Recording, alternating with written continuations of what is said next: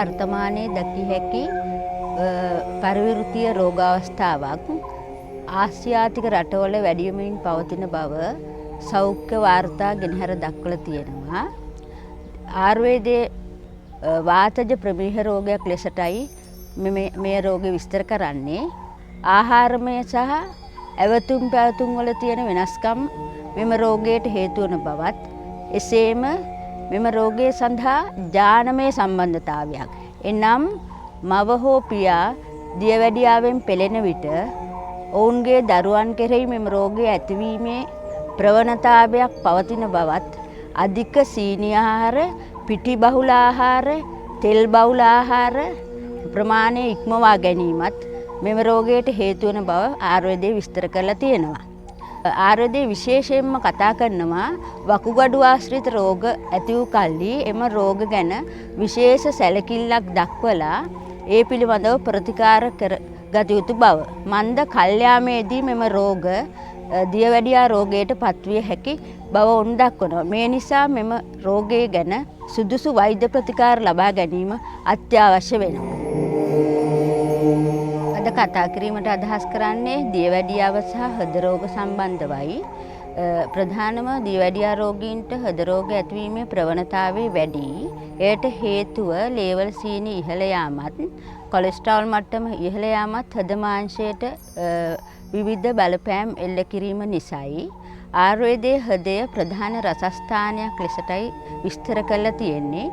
උත්සණ්ඩින් කටා කිරීම, ශබ්ද එකට ගැටෙන ශබ්ද ඉවසිය නොහැකි බව, තමාගේ හෘද කම්පනය තමාට දැරිය නොහැකි බව, සුළු වැඩකදී පවා දැනෙන අධිකර වෙහෙසකාරී බව, ඒ වගේම පසු කලකදී මේ නිසා ඇති කරන්නා වූ හෘද වේදනාව වශයෙන් ආයුර්වේදයේ විස්තර කරලා තියෙනවා. කාර්යබහුල ජීවන රටාව තුළ අර මූලික දැක් වූ ලක්ෂණ අප නොසලකා හරින අතර හෘද වේදනාව ඇතිවීම තත්ත්වය තමයි අපි මූලික හෘද රෝගයක් ඇති වුණයි කියලා දැනගන්නේ. නමුත් අර මූලික ලක්ෂණ ඇති වූ විට හෘද රෝග විශේෂඥයෙක් හම්බ වෙන්න අත්‍යවශ්‍යයි. එසේම මෙම තත්ත්වයක් ඇති වූ විට තමාගේ ආහාරය පිළිබඳ සැලකිලිමත් වීමත්, ඔබගේ මානසික තත්ත්වයන් යහපත්ව පවත්වා ගැනීමත් වැදගත් වෙනවා. දියවැඩියා රෝගීන්ගේ සාමාන්‍ය උපද්‍රවයක් වන පාද හිරිය සම්බන්ධව කතා කිරීමට අදහස් කරනවා. ලේවල සීනි ඉහළ යාමේ සෑම අවස්ථාවකදීම මේ ඇතිවිය හැකියි. මේ නිසා දිනපතා පාද සඳහා ඔබ ප්‍රතිකාරයක් ලබා දිය යුතු වෙනවා. මද උණුසුම් වතුරේ විනාඩි 10ක් 15ක් ඔබගේ පාද ගිල්වා තබා ගැනීමටත්, එසේ කිරීමෙන් පසු පාද මදක් ඉහළට ඔසවා විනාඩි 10ක් තබා ගැනීමට හැකි නම් එය වඩා හොඳ වෙනවා. මෙම ක්‍රියාව උත්තාන පාද ආසනය ලෙසට ආයුර්වේදයේ විස්තර කරනවා. මේ තුලින් පාදවලට ලේ ගමනේ පහසු කරන අතර මේ නිසා පාදවල ලේ කැටි ගැසීම් වළක්වනවා. එසේම ඔබගේ හෘද ක්‍රියාවටත් මෙය යහපත් වෙනවා.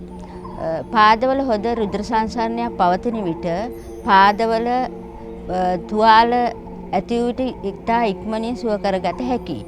මේ නිසා පාද සඳහා විශේෂ සුදුසු තෙල් වර්ගයක් ආලේප කළ හැකි නම් ඔබගේ පාදවල වියලි භාවයත් ඉන් වළක්වා ගැනීමට ආධාර වෙනවා. ආයුර්වේදයේ ඉතාමත්ම හොඳින් දියවැඩියා රෝගීන්ගේ ආහාරන සහ විහරණ රටාව පවත්වා ගන්න අවශ්‍ය කෙසේද යන්න පැහැදිලි කරලා තියෙනවා. අපගේ පොතක් වන සාරා සංක්ෂේප කියන පොතේ මේ පිළිබඳව ඉතාමත්ම පැහැදිලිව කරුණු ඉදිරිපත් කරලා තියෙනවා. එහිදී සලෝක පාඨයකින් පවා ගෙනහැර දක්වලා තියෙනවා.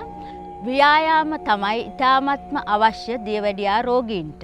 සියලු ජලජ පැලෑටීන් අනුභවයට ඉතා සුදුසු බවත්, මුං ඇට, බාර්ලි, ඒ වගේම සියලු තික්ත වර්ගයන්. අප දන්නවා වර්තමානයේ බොහෝ දෙනා තෙබු, ඒ වගේම මදටිය කොළ, එසේම මේ කෝවක්කා එම විශේෂයන් ගැනීමේදී විශේෂයෙන්ම ප්‍රමාණාත්මකව ගන්න ඕනේ. විශේෂයෙන්ම මස් බැද්ද. සමහරු මේ තේ වශයෙන් පාවිච්චි කරන්න පුරුදු වෙලා තියෙනවා.